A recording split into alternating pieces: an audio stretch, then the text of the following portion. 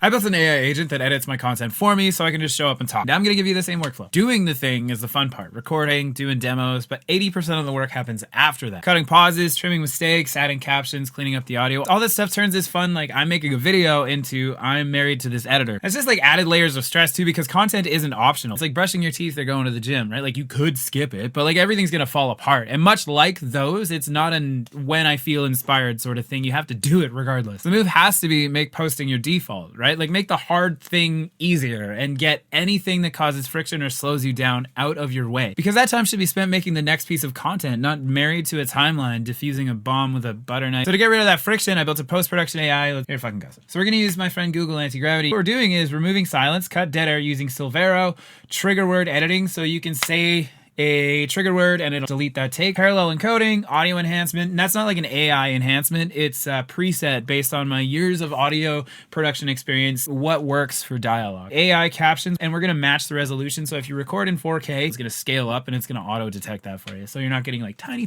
captions on your high quality video. Build me this thing. We're gonna build it on top of Python with Whisper for transcription. Silvero cuts out and does the jump cuts. FFmpeg to increase audio, and Remotion for our fun captions. The pipeline is honestly just drop your video in, remove silence, trigger cuts, transcribe, render captions, video out. I've got a video here that I recorded yesterday, just a guy eating lunch. I wanted to put it through the paces with long silences and, you know, ambient noises to see how it does. I repeat myself, I use the trigger phrase to cut out the mistake, then we go from there, right? Watch me doing some stuff.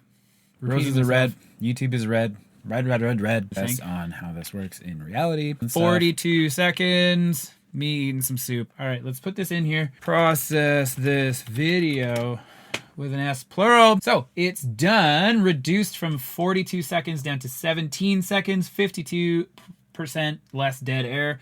Found one trigger word and applied EQ compression and mastering. Excellent. Let's check it out. What did we do? Where are we going?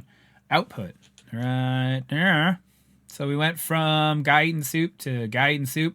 It's going to be loud at the beginning because the compressor isn't active, or the compressor hasn't been triggered. The threshold hasn't been triggered. Roses are red. YouTube is red. Just doing a quick test on how this works in reality. Gonna do some pauses and stuff. Does this actually work? Awesome.